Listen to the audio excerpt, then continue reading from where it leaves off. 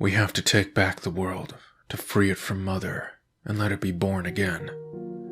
It's our world. Either it was made for us, or we were made for it. Either God designed it and bestowed it upon us, or we slowly evolved according to its rhythms. Either the glove was made to fit the hand was made to fit the glove. Either way, it fits. Either way, we were meant to live among the trees and the grasses and winds and sunsets, not to live in these stinking steel pipes, staring at this empty blackness as our power cells slip into entropy. We were meant to be eternal, to strive to live forever, to pass ourselves down, however imperfect we may be, so that something of us remains in the future. We weren't meant to live lying in some plastic coffin, flicking our endorphic clits until we decay into the point of hopelessness. We were meant to roam the lands, to wake up with the sun, to smile at the warm air and to take shelter against the cold and the dark.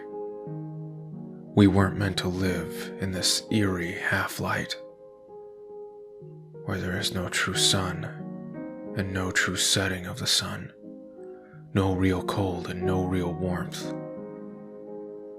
Moses traveled through the desert with his people for 40 years and died before his people ever reached the promised land.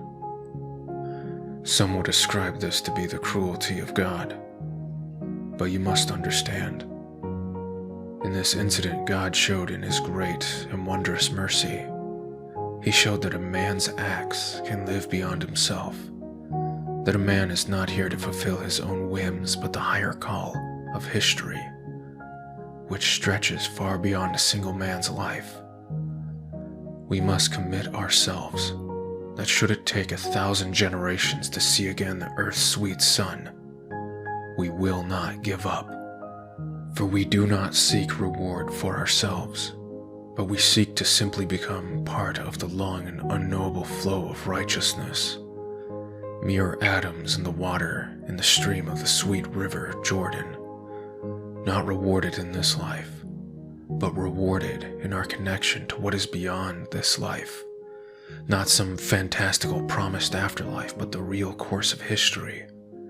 History, which depends now on our actions, our commitment to something beyond ourselves.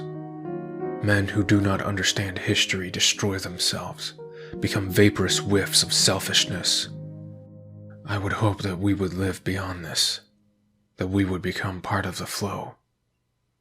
And the children of Israel replied, "Oh, come on, man. You ain't MLK, and this place sucks, and I'm 3 levels away from winning a full sensory night with this chick, with 3 tits. 3 good tits, very proportional, and not weird. So don't get on my shit about going back to Earth."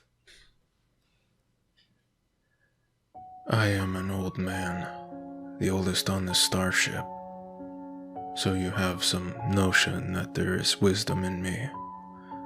Maybe there is. Maybe there isn't. I can't say much for wisdom. There is only experience, which in the long run includes and conflates with wisdom. Is it wisdom, or just a story? Do you want to hear an old man's story? I was on our orbital platform when the world ignited, when it burned at a whim. Mother set fire to a few major cities. That wasn't enough, so she set fire to everything. I watched, safe behind the vast vacuum of space.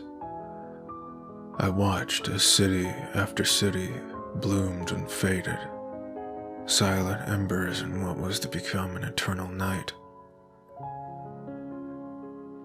As a young man, I had wished that I would be present for important times, for world-changing events. I wished to be prophet, like those of the old days. Now I saw before me my burning bush. Now I saw the terrible beauty of the Lord, burning and consuming all I had ever known. Now I had become a prophet. a man face to face with the Lord himself. What was it like?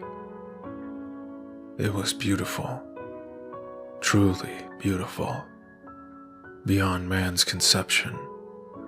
Moses stared into the flames of a burning bush. I stared into the flames of a burning world. But what difference should it make to a God eternal? Avoid prophecy, eschew revelation. When the Lord calls, bow and turn your eyes down. This, if it is wisdom, is the best advice I can give you.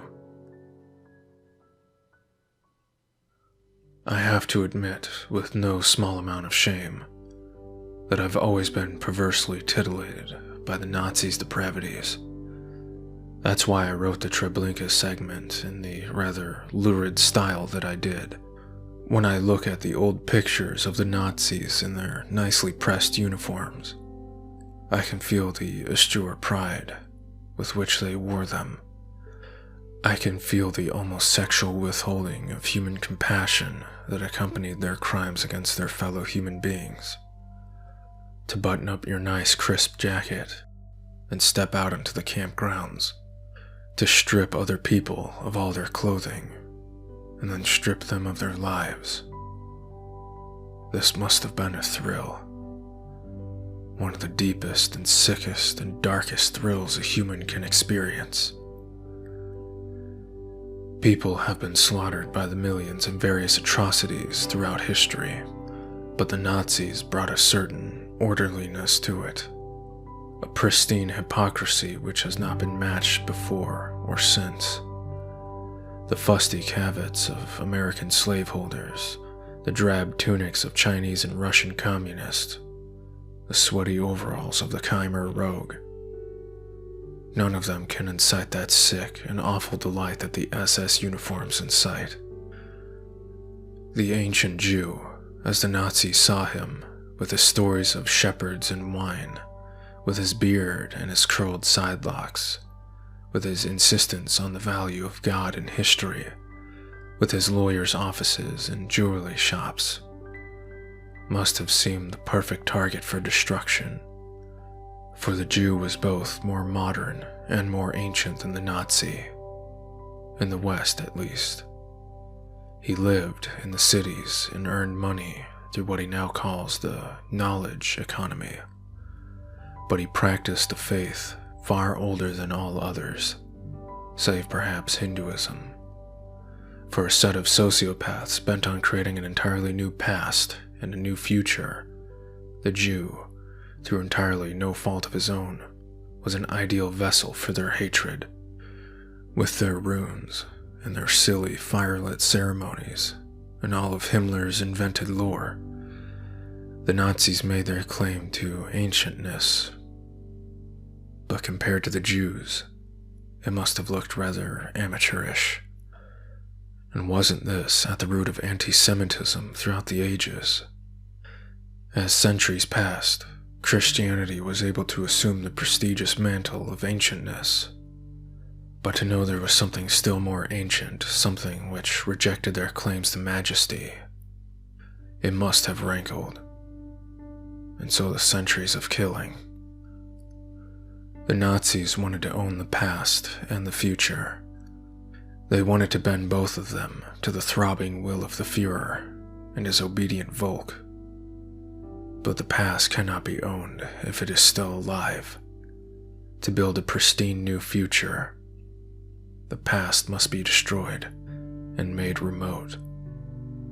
It must be argued that at some point in time the flow of history was interrupted, that we have become decoupled from our glorious past, that it does not currently live among us, that the eternal flow has been diverted and must be restored.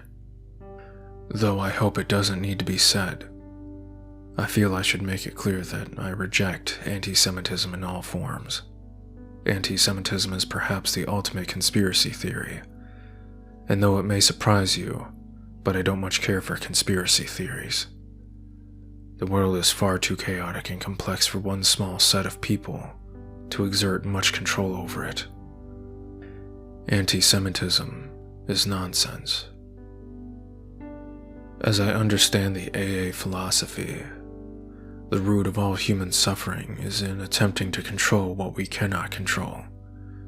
For the alcoholic, this attempt takes the form of alcohol.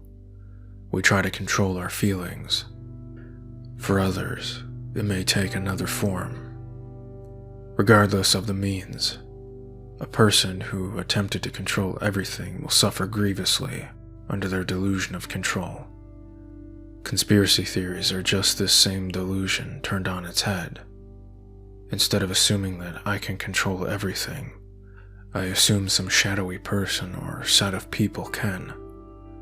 And I assume that by overthrowing them, everything can be made right. This is delusion. Nobody has that much control over the world. There is no secret puppet master. The puppet is pulled by a million different strings, and nobody controls them all. So then, Mother, the wicked being which has shadowed us through all history, which has guided everything, which is now on the cusp of separating us from the past and plunging us into an unrecognizable future. Is it just delusion, a futile attempt at control?